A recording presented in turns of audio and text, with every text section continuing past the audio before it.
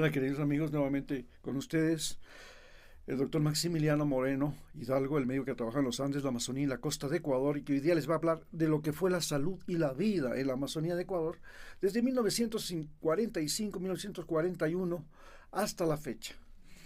En 1945 ya el presidente Velasco Ibarra, que llegó a ser presidente y que mandó sacando a los norteamericanos de Galápagos, que no reconoció el Tratado de Río de Janeiro en el que perdimos un equivalente ahora tenemos 282.000 kilómetros cuadrados.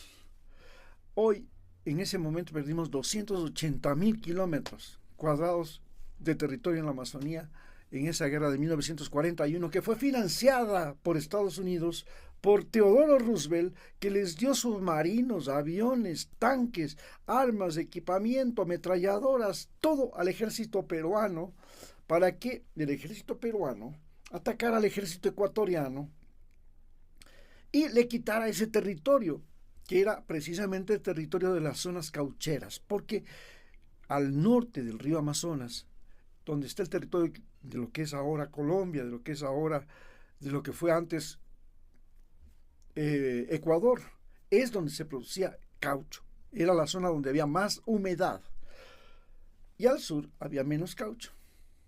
Entonces, el señor de Iquitos era el mayor exportador de caucho por el Pacífico, arma una trinca con el presidente Delano Roosevelt y invaden Ecuador y le quitan el territorio cauchero de la Amazonía.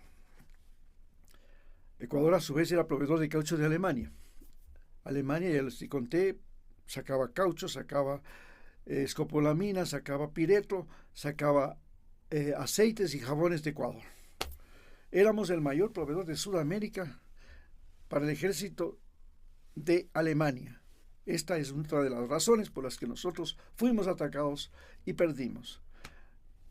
Además, en el Tratado de Río de Janeiro, en el cual le cedemos el territorio a Perú, Estados Unidos consigue apropiarse de Galápagos y mantiene una base en Galápagos hasta 1946, en que llega el presidente Velasco Ibarra y los manda sacando. No reconoce el Tratado de Río de Janeiro y desde 1941 hasta 1999 entre Ecuador y Perú se vivía una guerra fría, con algunos encuentros en los cuales hubieron combates. Entre esos primero la guerra de Tiwinsa y después la guerra del Cenepa. Bien, ¿qué pasó en la Amazonía? Con el descubrimiento de petróleo en 1946,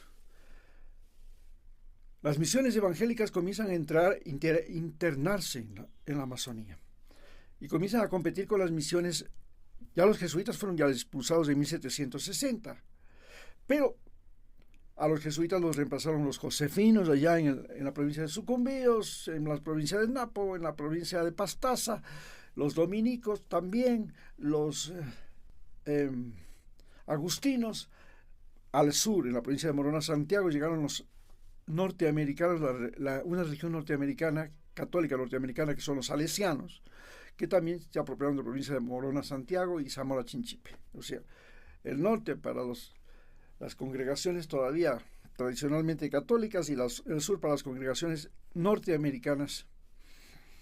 Pero también llegan las misiones evangélicas, la misión HCJB, Hoy Cristo Jesús Bendice, que tenía una radio HCJB, que tenía la primera radio en el Ecuador, que tenía un hospital, el Hospital Vos Andes, y que tenía un hospital Vos Andes en Chelmera. Fue el primer hospital que hubo en la selva amazónica de Ecuador. La selva amazónica del Ecuador, inclusive el presidente Velasco Ibarra fue a decir que la Amazonía era un mito, porque inclusive no existían las provincias, no existía ni la división territorial que hay ahora. Pero en 1974 Ecuador se convierte en el exportador de petróleo, porque descubre petróleo en la Amazonía y comienza a exportar.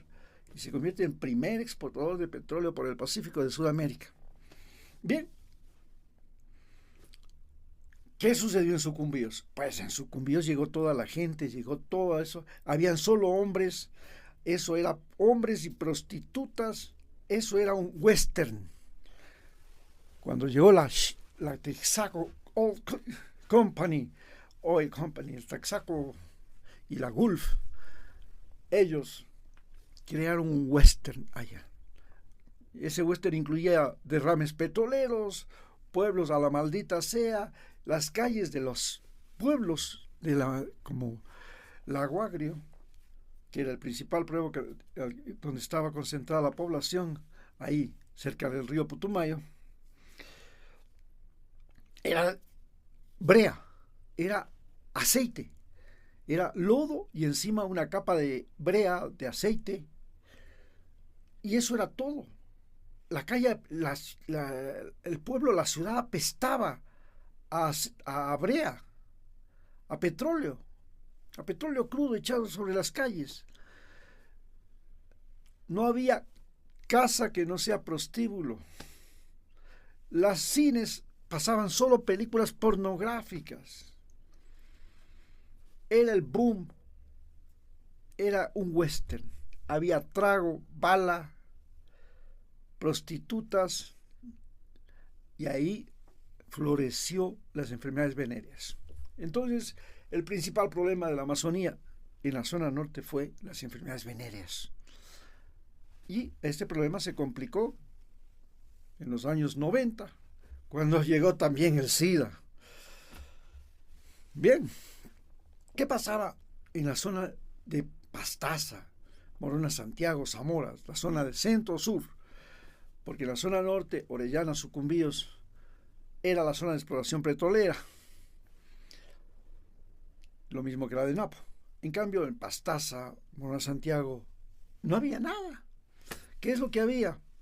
Bueno, ahí había las misiones religiosas de los salesianos, y los salesianos fueron la primera misión religiosa católica que logró convertir a las lenguas indígenas amazónicas en lenguas escritas.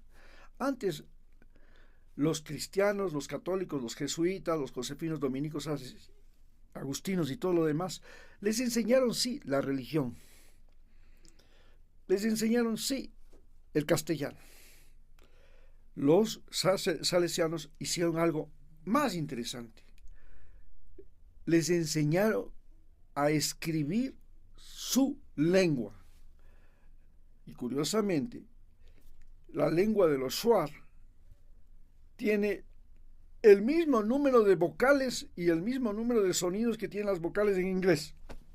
Algo que no, en español solo hay 5 sonidos para las 5 vocales. A, E, I, O, U, punto. En inglés, las vocales creo que tienen más de 20 sonidos. Y es así como la lengua Shuar es una lengua la más compleja de todas en su escritura. Pero los salesianos hicieron esta cosa increíble. Les dieron a los Shuar una lengua escrita. Pero, ¿qué pasaba? ¿Cuál era la razón fundamental de los problemas de salud en la Amazonía? Pues, con excepción de la zona norte, donde vimos que las enfermedades venéreas se habían propagado, en la zona central y en la zona sur, el mayor problema de los indígenas era lo que tenía que ver con hongos, con parásitos, con bacterias, con heridas infectadas, con plantas y animales peligrosos, con accidentes. Esas eran las principales causas de muerte. Y, curiosamente, también había una causa de muerte frecuente, que era la violencia entre los indígenas. Los indígenas vivían guerras intestinas. Y esto es la particularidad que tuvieron la salud y la vida en la Amazonía. Muchas gracias.